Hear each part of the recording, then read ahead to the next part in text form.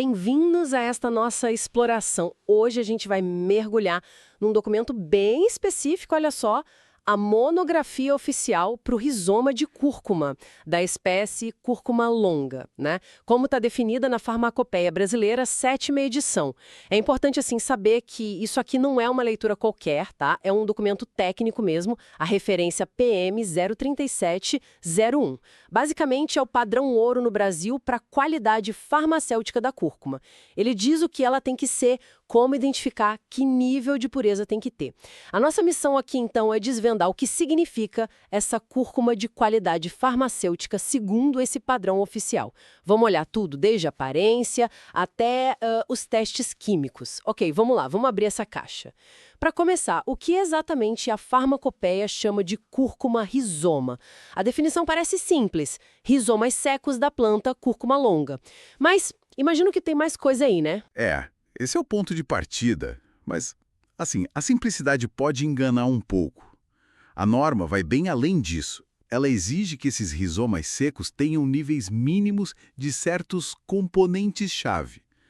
Especificamente, precisa ter pelo menos 2,5% de óleo volátil, que contribui para o aroma, e, muito importante, no mínimo, 2,5% de um grupo de compostos chamados derivados do dicinamometano. O mais famoso deles, claro, é a curcumina, aquela que dá a cor vibrante e muitas das propriedades que a gente associa à planta. Ah, então esses 2,5% funcionam como um selo mínimo de qualidade? Ou de potência, talvez. Não é um número aleatório, imagino. Não, de jeito nenhum. Esse limiar de 2,5% para os dois, óleo volátil e curcuminoides, representa um ponto de equilíbrio, digamos. Ele leva em conta a variação natural que existe na planta, claro, mas estabelece um padrão mínimo. Isso indica boa prática agrícola, um processamento adequado e um nível que é considerado relevante do ponto de vista da qualidade do material. Garante uma certa consistência, sabe? Entendi. E o documento também fala do cheiro? Odor fracamente aromático, lembrando do gengibre. É um detalhe sensorial que também conta, então? Com certeza. As características que a gente percebe pelos sentidos, como o cheiro, a cor, a textura, muitas vezes são a primeira linha de identificação para materiais vegetais. Embora não seja definitivo, já dá uma pista, né? Uma pista importante. Falando em pistas visuais, a descrição do rizoma inteiro é, surpreendentemente detalhada. Não é só um pedaço de raiz amarela. Fala em rizomas principais, que são mais arredondados, ovais, e os laterais mais cilíndricos, compridos. Exatamente. A forma externa, o que a gente chama de morfologia, é um critério de identificação bem importante. E a superfície também revela muito. A cor, amarelo-parda, a castanhada, a textura que é lisa, mas com marcas específicas, cicatrizes das folhas, dos ramos laterais, das raízes. Cada detalhezinho ajuda a construir o perfil de identidade da planta. E tem uma parte que eu achei realmente interessante. A descrição da fratura.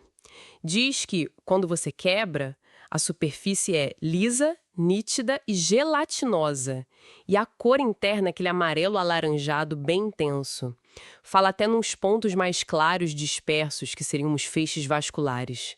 Mas essa textura gelatinosa, como é que isso combina com a ideia de um rizoma seco, que foi definido lá no começo? Ótima pergunta. O termo seco, nesse contexto, se refere ao processo de tirar a água para conservar, né? Para atingir um teor de umidade máximo estabelecido, que é 12%. Mas a estrutura interna do rizoma, que é rica em amido e em outros compostos, pode dar essa aparência meio gelatinosa, ou talvez melhor, cerosa, na fratura fresca. Mesmo no material já seco para conservação. Não é que ele esteja úmido ao toque, mas a textura da quebra é bem característica. E essa fratura revela aquelas duas zonas internas. A casca, que é o córtex, mais fina e clara, e o miolo, o cilindro central, que é maior e mais alaranjado. A figura 1 do documento mostra isso direitinho. Fascinante mesmo. Agora, saindo do que a gente vê a olho nu e indo para o que só o microscópio mostra, a análise do corte transversal revela um mundo celular, assim, bem complexo. Aqui a confirmação botânica fica mais robusta, né? Olhando um corte bem fininho, a gente vê camadas distintas. A mais externa é a epiderme, que pode ter pelos e poros, os estômatos. Logo abaixo tem uma camada protetora chamada suber. E depois uma região-chave, o parênquima cortical. Esse parênquima parece bem importante na descrição. Tá cheio de grãos de amido grandes e umas estruturas com um nome curioso. Idioblastos secretores de óleo. O que exatamente esses idioblastos fazem? Essa nos idioblastos como células especialistas, sabe? Nesse caso, elas são especializadas em guardar o óleo volátil da cúrcuma. Elas têm uma gota grande de óleo amarelada dentro, o que as diferencia das células vizinhas, que guardam mais amido ou outros compostos. E elas ficam lá espalhadas por essa região cortical. Indo mais para dentro, tem uma camada que funciona como fronteira, a endoderme, e depois o cilindro central. Ele também tem parênquima, tem idioblastos, mas geralmente tem menos amido. E os canos da planta, os feixes vasculares, são maiores e distribuídos de forma mais dispersa. Toda a arquitetura celular, que dá para ver bem na figura 1, partes D e E, faz parte da, digamos, impressão digital da cúrcuma longa. Ufa, é bastante detalhe celular. Mas a ideia principal, então, é que mesmo no nível microscópico, a cúrcuma longa tem uma assinatura única, é isso? Exato. E se a cúrcuma já estiver em pó? Aí a gente perde toda essa estrutura organizada, né? Como é que se faz a identificação nesse caso? Mesmo em pó, a microscopia ainda é super importante. Só que em vez de ver a estrutura toda montada, a gente procura por fragmentos característicos. É como achar peças de um quebra-cabeça quebrado. A norma lista exatamente o que procurar. Pedacinhos da epiderme com pelos, fragmentos do súber, células cheias daquele amido característico, os próprios grãos de amido soltos, que têm uma forma bem particular na cúrcuma, e até fragmentos dos canos da planta, os elementos de vaso, que mostram padrões de espessamento nas paredes muito distintivos. Parecem umas escadinhas ou umas redes. A figura 2 do documento mostra vários exemplos desses fragmentos. Então, mesmo moída, a planta deixa essas pistas microscópicas. É quase como uma análise forense botânica? É uma boa analogia, sim. Cada fragmento característico que a gente encontra no pó ajuda a confirmar que ele veio mesmo da planta certa, e não de outra coisa, tipo um corante artificial ou outra espécie de planta que às vezes usam para adulterar. Além dessa análise visual, microscópica, a farmacopeia também exige testes químicos. Ela menciona cromatografia em camada delgada, a CCD. Como é que isso funciona, assim, de forma simples? A CCD é uma técnica de separação. Imagina que você pinga uma gota de tinta preta de caneta num filtro de café molhado. As diferentes cores que formam o preto vão se separando conforme a água sobe, né? A CCD faz algo parecido, só que com os componentes químicos da cúrcuma.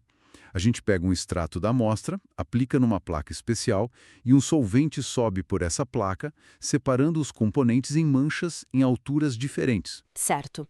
E o teste D parece que foca justamente nos curcuminoides, naqueles compostos amarelos. Correto. Nesse teste específico, a gente compara as manchas que aparecem no extrato da nossa amostra com as manchas de padrões, que a gente sabe que são os 3 principais curcuminoides: a curcumina, a demetoxicurcumina e a bisdemetoxicurcumina. Sob a luz UV, essas manchas brilham com uma cor esverdeada bem característica. Se as manchas da amostra aparecem nas mesmas posições, nas mesmas alturas que as dos padrões, isso confirma a presença desses compostos-chave. A posição relativa de cada mancha, que tecnicamente a gente chama de RF, funciona como uma assinatura para cada composto. Entendi. E o teste E? Ele usa outros reagentes? Qual é a finalidade dele? Parece que é para despistar alguma coisa. Exatamente. O teste I é crucial para verificar se não tem adulteração com outras espécies do gênero cúrcuma. Algumas são parecidas, mas têm composições químicas um pouquinho diferentes. Nesse teste, a gente compara a amostra com uma substância chamada timol e usa um revelador químico que produz cores diferentes.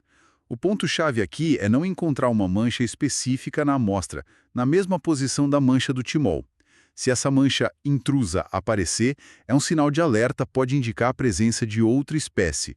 Então é um teste de exclusão, na verdade. Ah, que inteligente. Então, um teste confirma o que deve estar lá, que são os curcuminoides, Isso. E o outro confirma que algo que não deveria estar lá, tipo um marcador de outra espécie, está ausente. Garante a identidade de uma forma mais robusta, né? Perfeitamente. São abordagens complementares. Tudo para garantir que a gente está mesmo lidando com a cúrcuma longa autêntica. Ok, então identificamos a planta por fora, por dentro, quimicamente, mas voltando à nossa missão de entender o padrão oficial, como é que a farmacopeia garante a qualidade além da identidade? Tem uma lista de outros testes, né? Sim, depois de confirmar a identidade, veio os testes de pureza e qualidade. São definidos limites máximos para vários parâmetros. Teor de água, que a gente já falou, né? Máximo de 12%, para evitar crescimento de micróbios e degradação. Cinzas totais, no máximo 8%. Isso mede basicamente um material inorgânico. Um excesso pode indicar contaminação com terra, areia, por exemplo. E aí vem os testes cruciais para segurança. Limites para contaminantes microbiológicos, bactérias, fungos e ausência de patógenos específicos como salmonela.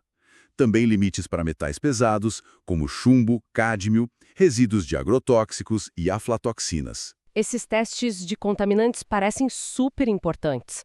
Por que tanta preocupação específica com eles? Porque eles podem representar riscos bem reais para a saúde.